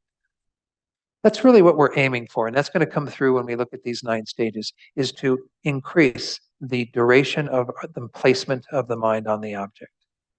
Initially, it's going to be quite small. It's going to get larger and larger and larger. By the way, one thing I just realized I forgot when we were talking about laxity, I mentioned that laxity is the main obstacle to the one quality of clarity that we want. Excitement and any of these other distractions are the obstacles to the other factor, which is stability. Clarity and stability. This is kind of what we're aiming for in this practice. To have the mind very clear so that it's not fuzzy and kind of, half asleep. And then also to have it very stable so that it's not wandering all over the place, so that you can actually stay with it. So we often talk about it as stabilizing or placement meditation, but that's one aspect of it, is the stability. The other side is the clarity, because we also want to have, again, a very powerful tool for us to be able to investigate and to gain these realizations. So it's not just that it's stable, it's that it's actually very clear. A lot of people hear about meditation initially and think, oh, my doctor told me I should do meditation to relax more. But that's not the goal of meditation, is to not make you relax more. It's to make you more attentive and focused so that you are tuned into what's going on. So you're not kind of relaxed and asleep in the way that we normally think of that in our culture. Any other questions or comments on what we've talked about so far? All right, well, let's take a look. We're not going to have tons of time to go through this. This can become like a whole course in and of itself, is looking at these different, what they're called mental abidings. They are a mental stage of abiding at particular levels that, yeah, I don't know why it does this. I don't know. I mean, we might keep batteries somewhere handy so that in case it does go out. But the idea is that we want to be abiding in different levels of approaching this state of calm abiding, where we have a particular level of duration of the mind staying with that object. And again, it's not clearly defined in terms of how many minutes, but it becomes greater over time. And also that your clarity becomes greater over time.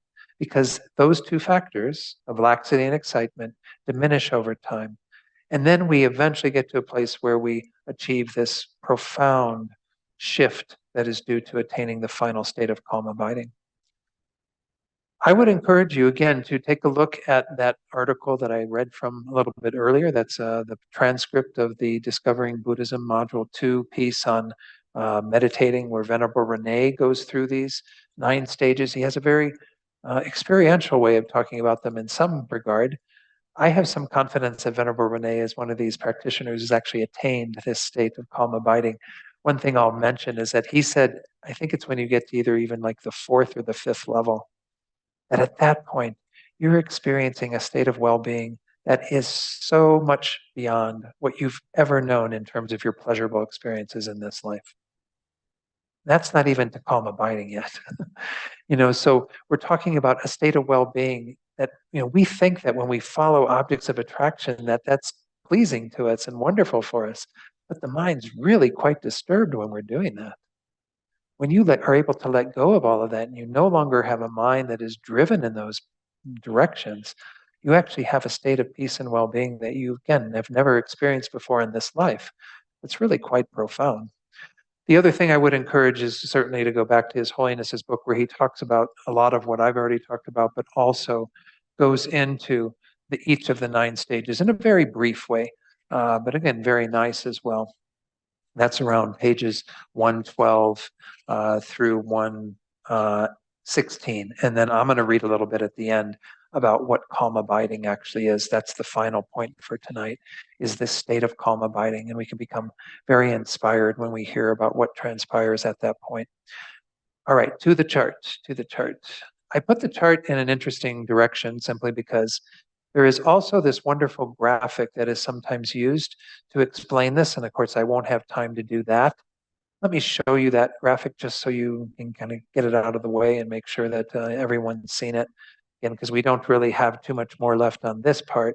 If we go to the next page of this, again, I'll have Michael send these few slides out with the reminder for next week. This is the graphic that you may have seen. Many of the monasteries even have a painting like this somewhere in the monastery. This represents from the bottom, where you have the monk with the crazy elephant mind running way ahead, where we start. We start off with no control over our minds at all. And then you eventually, as you go through these various curves, and those curves represent something, you develop more control over your mind, where eventually the mind is being led by you rather than leading the mind kind of leading you. And so eventually we have the state of calm abiding that you arrive at way up at the top here, where the mind is quite sedate, and you can use the mind in all sorts of ways. I did give you a note on this handout about if you do want more details on the commentary, or get a commentary on those steps that are delineated in this. The book that was published not too long ago by His Holiness and Venerable Chödrön in this series that they have. It's called Following in the Buddha's Footsteps. It does have some nice things on it, but you can certainly find some other resources out on the internet that are probably going to give you the same information generally. Oops, that shouldn't say, yeah, that's the entire chapter. That's right, 167 to 210. It's the last few pages that actually talk about that chart. It's a wonderful kind of pictorial representation of what we're doing as we go through these 9 stages and arriving at the state of calm abiding. All right, so I'm going to probably keep myself from being on the screen because we're going to try to go through this in a fairly quick way. You'll notice at the very bottom in the middle is where we have the 9 steps. starting with the first, which is called placing the mind. I'll talk about the left and the right-hand columns in a moment, or when we get to the end, just to give you an idea of those, but I won't have, again, much time to explain them in more detail.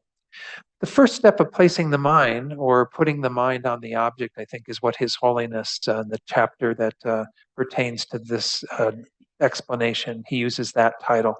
This is where we start, which again, we're probably going to have our mind on the object a very small portion of our meditation. They often say that at this stage of your mental development, it seems like there's more thinking going on in the mind than there ever was. But it's not the case. It's actually only that you're more aware of the thinking that's going on in your mind. You've begun to pay attention to what's happening in your mind. And it seems like there's a whole party going on in there that never was there before, but it's always been there. You just can see it all happening now. You begin to feel the pull of that and the resistance to placing the mind single-pointedly on an object. So for this first one, you may not be able to be with the object very much at all. Eventually, though, you develop what's called placement with continuity. Placement with continuity means that you actually do have longer durations of time. Some teachers say as little as like 20, 30 seconds. Some people say as much as a minute. But, the idea is that you, are able to stay with the object for greater durations of time. You're not still at the point where that's the majority of your meditation, but at least you have more continuity within the meditation, where you actually are able to be with the object without being distracted away or having the mind get dull and out of focus and what have you. So this, again, is a demarcation of when we have kind of entered into that second stage, is when we have more continuity, and we continue working with that continuous attention until we get to this third level, which is called patch-like placement, or again, withdrawal and resetting is kind of a weird word, but a weird phrase. Patch-like placement makes some sense because what happens is that we get to a place where we have longer periods of continuity of being with the object. And when we wander away from the object, we kind of patch up that gap pretty quickly by restoring our concentration. At this point, you're still dealing with some of the initial faults of trying to overcome the laziness, the forgetfulness that causes you to lose the object. But you haven't really maybe encountered so much the other, faults that we talked about earlier, the laxity and excitement. We will see that some of those are playing a role in a coarser form, the distracted mind that keeps us from being on the object, or the dull mind that causes some drowsiness or fogginess to arise. But when we get to the next step, after continuing to work with our meditation, close placement is actually the stage where you are able to maintain pretty much constant awareness of the object. You've begun to address at that level some of the coarser forms of excitement and laxity, so that the mind is able to be in a state of remembering the object to a much greater degree. However, again, it's not to say that you don't have some level of distraction, because remember, we do have subtler distractions where you still have focus on the object, but nonetheless, that kind of water under the ice, that is a subtler form of excitement. And then, of course, the subtler laxity that we have to be aware of when we are on the object, but there isn't an intensity to the mind. At the fifth stage, where we have this phase of controlling or disciplining the mind. This is the place where we are creating this kind of factor that will be an antidote to the whatever excitement and laxity are arising in the mind. I think it's at this point that mainly subtle laxity becomes a problem, because while we are staying with the object, that lack of intensity can begin to play a role. So we might still, again, have periods where we're not fully on the object with the intensity that we would like, but through our stage of controlling and being attentive to applying the obstacle to subtle laxity, you actually can overcome that. It's kind of interesting. They do say that many people get to a place where they've got they've dealt with the coarser laxity, but they aren't even capable yet of identifying the subtle laxity well enough. At this stage, you definitely see it, and you can begin to apply the antidotes to it. because you recognize that the mind doesn't have that intensity that you're really seeking to generate. The next step, thorough pacifying. In the seventh stage, there's not much danger that laxity and excitement will arise, but if they do, they can be suppressed really quite quickly. The obstacle of subtle excitement, has will arise on occasion, but when it does, you're quite capable of immediately correcting the mind. The duration, of course, of the mind in those meditative states, you can actually stay in meditation much longer as you move through this. When we finally get to the eighth stage, it said that you can abide in meditation for as long as you wish. So there might be some kind of challenges to that prior to this, but you've definitely created much longer duration of your meditation.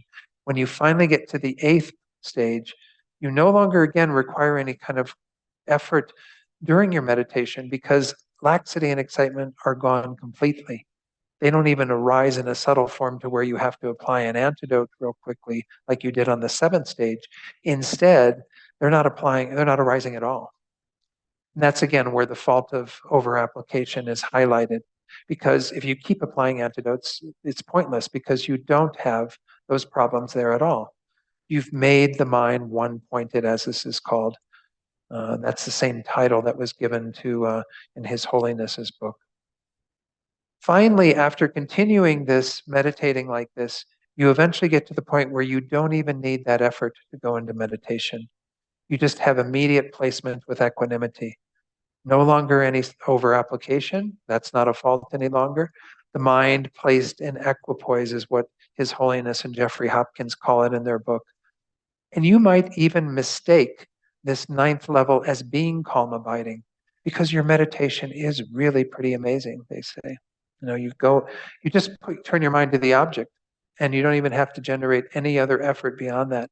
You don't have to check, is there laxity, is there excitement? You just go right into meditation and you're in that meditative state, one-pointedness, again, for as long as you wish. You continue doing this, and eventually you have this incredible experience of entering calm abiding.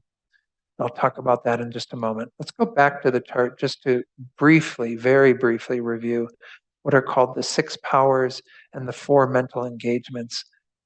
The 6 powers essentially are working with the sort of capacities that we need as a meditator in order to attain calm abiding. And then when we're talking about them when they become most prominent, you need a lot of these in the early stages. For example, effort. Effort is like towards the top, right? When you're getting to the end of developing this. But that's simply the stage at which effort becomes the last little factor that's kind of needed. We need effort throughout this entire thing up until that point or through that point. But the very first power that we have at the bottom is hearing. What does this mean? This means we have to actually hear the instruction on attaining calm abiding, which you're getting in a very kind of brief way tonight. It's best to read some of the more detailed explanations, such as what Lama Tsongkhapa has in his Lamrim Chenmo, or other books that go into detail on attaining that. Then on the basis of hearing that advice, we begin our practice. Then we need kind of to think about and reflect on and contemplate those teachings even more as we continue our practice. So we use kind of these wisdoms, if you will, that arise from our thinking and hearing at this level to make sure that we keep going through that initial 2 stages. The first 2 stages are really about trying to allow your mind to be on the object. Then we work on keeping it on the object, kind of extending our duration through the remaining stages. So we have a lot of the kind of, again, laziness and forgetfulness that are the main problems to overcome on the first 2. Mindfulness becomes more important on the 3rd and the 4th because we need that not forgetting the object, kind of staying with it, being more present with it as we elongate the time that we're with the object. Introspection becomes more important in the next 2 stages when we're getting rid of the subtle laxity and subtle excitement, as well as any residue of the coarse forms of those. And then once we enter into the 7th and 8th stages, effort becomes more prominent simply because that's the last factor. We still need some level of effort to kind of overcome the subtle affliction or subtle attachment, subtle excitement and subtle laxity on the 7th stage in order to kind of get us into meditation on the 8th stage. Remember, I said you need a little bit of effort to kind of get you on the object, and then you just simply coast. You no longer need effort when you get to the 9th level. What is the power there? Familiarity, because you become familiar with the meditative process that you just go into it. You don't need any effort. You just are immediately there. Again, that's very close to calm abiding. And it's also a very powerful mind for meditation, but it's not quite there yet. Engagement, on the other hand, this column to the right, has to do with how the mind is engaged with its object. In the beginning, it's forced, right? We have to keep forcing the mind on the object. It's like a dog that wants to go sniff the other dogs, and you keep pulling it back on the leash so it comes and does, plays with the toy that you want it to play with or whatever. So you just keep pulling the dog back. Have interrupted engagement, meaning that the mind is not going to be 100% focused on the object with absolute concentration the entire time. It's going to be interrupted by some factors, again, lessening as you go through the 3rd through the 7th stages. Uninterrupted engagement means that you are able to have that mind that coasts through without any interruption once you generate that initial effort. Spontaneous engagement means not only do you have that uninterrupted, but you go into it spontaneously without any effort. That's kind of, again, a way of explaining those factors that play a role in developing calm abiding. All right, I've got a little bit of time left to read from His Holiness. As I know this is kind of weird to read from a book in a class, but I'll comment here and there. This is pages 116 through 118 that this is talked about. I won't read maybe all of it. But what happens is you get to that 9th level. And as I said, that's really accomplished. And many practitioners think, I've arrived. This is incredible. I just go into meditation and I'm with the object, and I've got this intensity and clarity and stability, and it's there. You haven't yet attained, remember that factor of pliancy or suppleness that we talked about? That is kind of the final resultant state. This is where you attain that.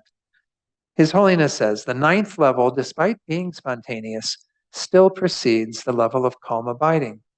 Through further cultivation of one-pointed attention, free from the defects of laxity and excitement, flexibility of mind and body is generated. This is the other term for it. Flexibility, pliancy, suppleness, serviceability, different ways that this term is translated. And he says, first, as you're in this meditative state, your brain feels kind of heavy, though not in an unpleasant way. Also, a tingly sensation is felt at the top of the head, like the feeling of a warm hand put on top of the head after it has been shaved. I guess monks and nuns know this from having shaved their heads frequently, though some people also who are not monks and nuns might shave their heads or have a bald head at the top that they can press their warm hand on. But this is kind of happening internally. You feel this physical sensation of kind of the head being somewhat heavy and then this warm hand on top. This is a sign that the mental pliancy or flexibility that removes mental dysfunctions, preventing completely easy meditative focus, is about to be generated. It's a mental lightness generated only from meditation when the mind happily stays on its object. This mental flexibility, again, or pliancy, causes a favorable energy to circulate throughout the body, producing a physical pliancy or flexibility. So what arises first is the mental pliancy that kind of gives you a serviceability of the mind that you've never had before. Then that induces a physical pliancy. They say your body, His Holiness describes it as kind of your body feeling very light, like cotton. I mean, our bodies feel really coarse right now, really kind of heavy and dense, right? Imagine having this sort of light body that is like cotton. He says this physical pliancy removes all physical awkwardness and dysfunction that leads to fatigue and a lack of enthusiasm for meditation. This physical flexibility immediately engenders a bliss of physical flexibility. So you have the two pliancies, mental and physical. Then you have from the physical a bliss that arises, on the basis of that. A really kind of unbelievably joyous state. He describes this as it makes the mind full of joy that is initially a little too buoyant. Like it feels kind of overwhelming, like, oh my gosh, just bubbling over with this joy. But gradually it becomes more steady. It lessens to a nice level that becomes more supportive of your meditation. At this juncture, you attain an unfluctuating flexibility. This marks the achievement of true calm abiding. This is this kind of mental bliss that is induced, that gives you the full-fledged flexibility of mind that we are driving for in calm abiding.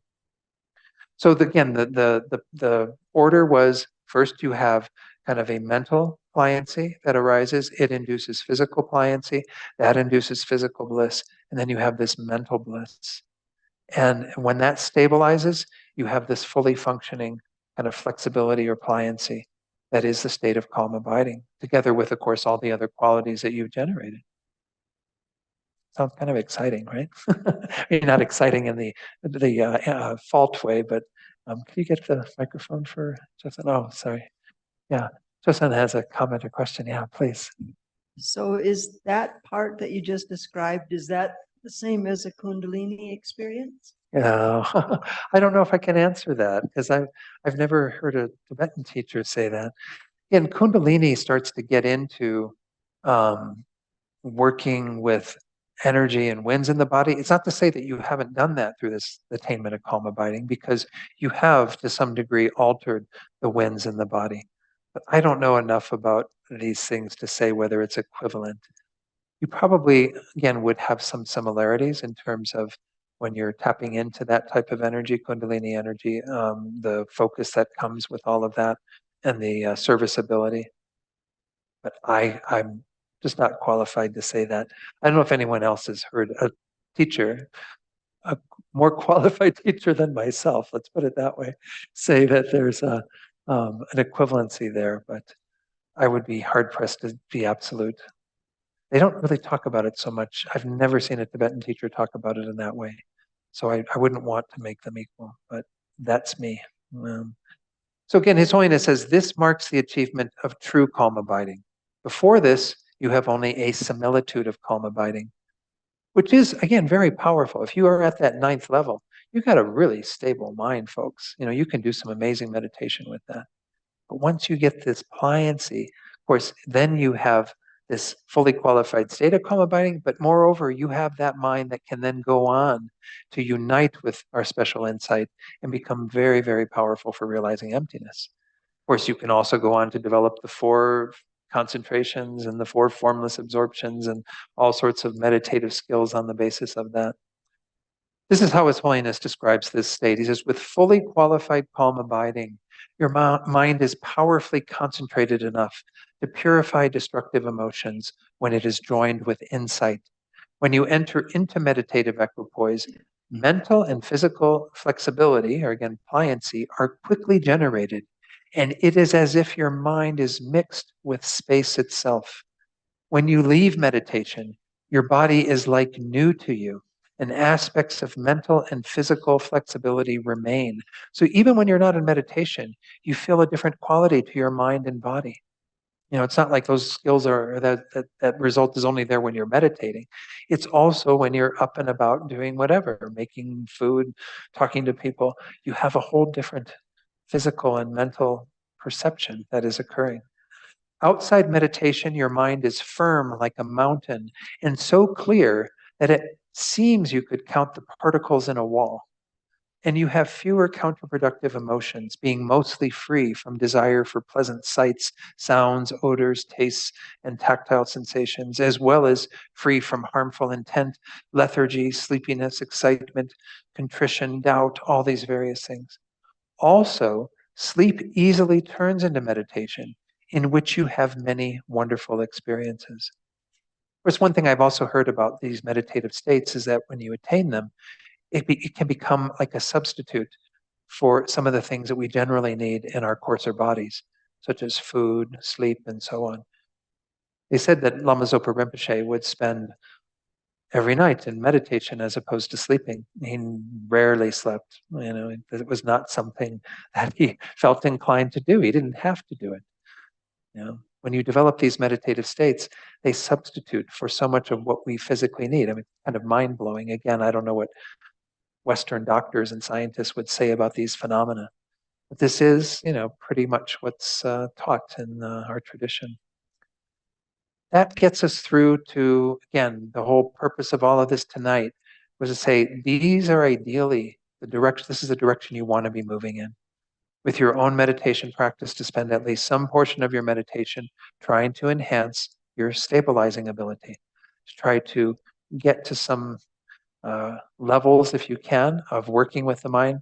I have heard from one teacher, I can't remember who this was, that in your daily life, even with being involved in work or whatever it is you do with your day, you can, through some level of meditative focus on the cushion during your day, get to about the fourth level.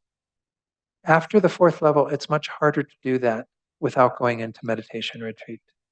But as I said, I mean, there may be those rare practitioners who can actually develop these skills in a working life, but it does take a lot of time. So I think it's really hard if you only have limited time for meditation every day, because you just aren't creating this sort of force to your practice. When people go on a retreat, they're doing many sessions. Initially, a number of very short sessions to keep the mind very sharp and alert. And then you elongate the sessions as you gain more and more skill. Maybe that's about all I need to say tonight, but let me see if there are any questions on this, because next week we go diving right into emptiness. We're going to spend a bit more time on that topic for the remainder of the course. So, yes, Bill, you have a question. I'm curious as to whether the eye meditation that we did was more of a special insight meditation, Definitely. as opposed to a calm abiding. Yeah. In which case, the the chart we just went over, the 6 powers, the 9 mental stages, the 4 mental engagements, do those apply equally to both calm abiding and special insight meditations? So in answer to your first question, most of what we distribute during this is going to be primarily an analytical meditation, which is driving us towards special insight, driving us towards achieving that realization of emptiness that gets united with calm abiding eventually, and then becomes very powerful. You cannot have what we call a fully qualified special insight, though, without calm abiding. These steps are there to attain calm abiding. And then again, I think it was pointed out when I read that little passage from Venerable Rene, by having calm abiding, or even something that is, again, similar to it, that is approaching it, you then have a stability that allows you to focus and stay much more with the analysis. So, for example, like in the coming weeks, we're going to be looking at various analyses to get to this resultant state of realizing emptiness, to kind of help us to arrive at that. In order to do that, you have to be able to stay focused throughout the entire analysis to some degree. Keep the mind with what's going on so that you can arrive at the destination in a sense. So this concentration doesn't need to be newly developed for special insight, but it has to be there to support the process of the analysis to get to that point. Then when you get to that point, when you're like, I'm seeing emptiness, I'm getting what emptiness is, I grok it, that wonderful word from Robert Heinlein. I grok emptiness, Well, then you want to be able to stay with it. And that's what the concentration does as well. They say there is another level of pliancy that arises when you unite our special insight and calm abiding. But you don't have to go through the entire process within calm abiding or special insight, because you generated it with calm abiding using the 6 factors and the 4 engagements and the 9 steps. So in other words, you do that as part of the stabilizing meditation. That acts as a support to aid your analytical meditation. Right now, for most of us who are and may not have these skills, I can't speak for everybody. I can speak for myself that I don't have what calm abiding. I don't know where I'm at on the stages. I don't even want to make a guess. The idea is that For most of us, we are going to work with stabilizing the mind to some extent in our meditation. That's why most of the meditations do start with spend a few minutes focusing on the breath or whatever. And the meditation you're getting this week is solely to do that, not to do any analysis per se. Then you move to the analytical and you say, okay, in like last week's meditation, I want to see, what is the sense of I that we're working with here, and try to get some feeling for it and how it arises and so on. And when you get to the point where you kind of see, oh, that's what it kind of looks like. I'm sensing that sense of I that is the particular object that is false according to these teachings. Well, then you actually go back to the stabilizing and try to stabilize on that. And then when that begins to fade, you analyze again, and then you get to that place, and then you focus on that. And when that fades, you go back. And this is actually what they recommend in the beginning for your kind of working with these two within a meditative session. So in that case, you don't stay with the same object because you started maybe with the breath, and then you move to the conclusion of the meditation. But you kind of work within that. And as I said, you could use emptiness or any particular object as an object to deepen your stabilizing. But stabilizing meditation is unique in terms of it requiring this whole process to get to calm abiding. Then our special insight, we work on developing that analytical ability within that. And when we are able to unite these two, because you have to have calm abiding for special insight to be fully qualified. You just can't get there. The mind doesn't have the power to be able to analyze without that deep concentration. So I don't know if that answered it, gave you some context for kind of understanding how those two initially work together in our meditation and eventually work at much deeper levels when your meditation is more advanced. I think it did, because I tried it mistakenly to go straight into the eye meditation.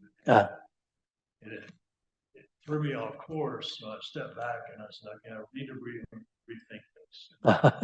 Yeah. I stepped back and I set a motivation that I did calm abiding several minutes to get into a state where I could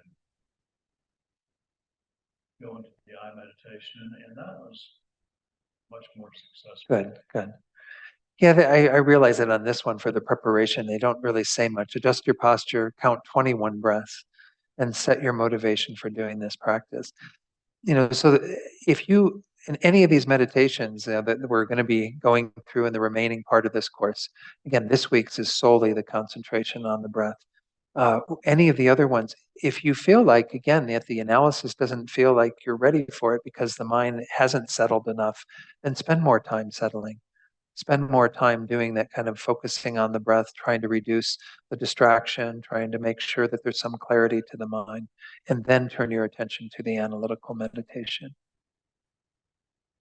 Any other questions or comments? Now, again, when I before this book was published, His Holiness's book, it was kind of interesting. I was already wanting to, and I had taught DB, Discovering Buddhism Module 12, a number of times, incorporating the teachings on calm abiding as part of it. And I was so happy that His Holiness actually decided with Jeffrey Hopkins to put an entire section. He kind of put it not quite in the middle, but after a little bit on how to undermine ignorance. For next week, we're going to start working with the techniques that help us to undermine ignorance. So I think it's like part 2 that you need to read, and then perhaps even another part, I can't remember. But if you don't have time again to read before the class, there's really also benefit, like I mentioned earlier, to reading the reading assignment after. So don't feel like you have to, and remember that I put them on the day before we're going to cover that topic. I hope it's not too confusing. Again, last week for session 1, it was the preparation for tonight. So if you haven't done the reading, you can go back and read session 1's reading, because now I've covered that topic and it might kind of resonate for you a little better. And know that there are, again, an entire section of Pabanka Rinpoche's book, Liberation in the Palm of Your Hand, that you're encouraged to read as well. It's a little more technical than His Holiness's, but it's really quite rich, the way Pabanka Rinpoche speaks about it. Because when you have somebody teaching you these things that's actually realized it, it's much different. I mean, I can talk about it theoretically, but I can't say what these things are like. What is it like to be in this 8th level of mental abidings? Let's do our dedication prayers then. And if you do have some questions that come up, feel free to send them on to me. I've got my address again on the assessment questions page. You can just send them to that Yahoo address. Let's do the dedication prayer that's on the screen right now. Due to the merits of these virtuous actions, may I quickly attain the state of a Guru Buddha and lead all living beings without exception into that enlightened state. And this wonderful verse that helps us to grow and cultivate bodhicitta. But as we recite this, we can also think, may our meditative concentration develop more. May our wisdom of emptiness generate more. All of these things that we want to grow and increase in our minds and not diminish, we make that strong intention by reciting this verse.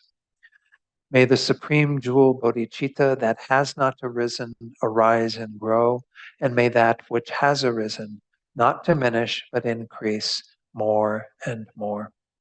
Then we make prayers for our precious teachers, especially His Holiness the Dalai Lama, who we're benefiting from his teachings through this book that we're using in this course.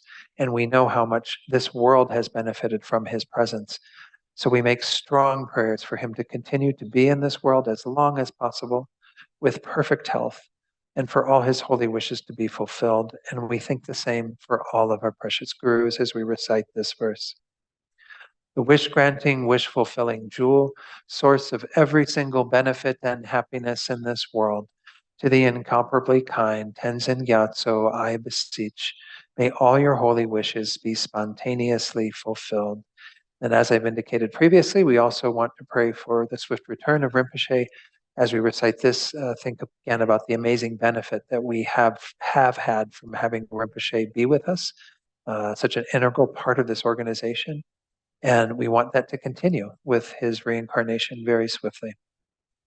Fearless teacher and assembly of the children of the victorious ones, Shravakas and Pratyeka Buddhas, victorious Losang, father and sons, along with the lineage masters, all the objects of refuge of infinite lands, please bestow the virtue and goodness of accomplishing this prayer here and now.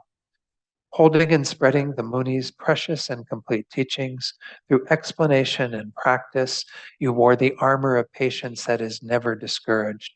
Incomparable venerable Guru, to you I make request, while striving single-pointedly for the sake of the victorious one's teachings, the sole gateway through which all benefit and happiness emerge, and for mother living beings, you suddenly departed to peace. What a great loss. Nevertheless, through the undeceiving truth of the blessings of the ocean of the three jewels and the great waves of bodhicitta of the children of the victorious ones, may the smile of a reincarnation swiftly beam in glory for fortunate disciples. And lastly, just quickly, we dedicate for all those beings that we're holding in our hearts, sending this positive energy out to those whose suffering moves us at this time. I think that it becomes the cause to remove that suffering and to bring them to perfect peace. And may all beings have the same result through what we've done here tonight. And I apologize for keeping people here 10 minutes later, so I try to stop on time, but it's always so hard. I'll try to do better in the remaining ones. I think this one just had a lot of content, and I hate to carry it over because then you have to go and catch everybody up to where you were when you ended in the middle. So anyway, I appreciate everyone's patience with that. I'll see you next week. Have a good week. Bye-bye. Thank you, Don.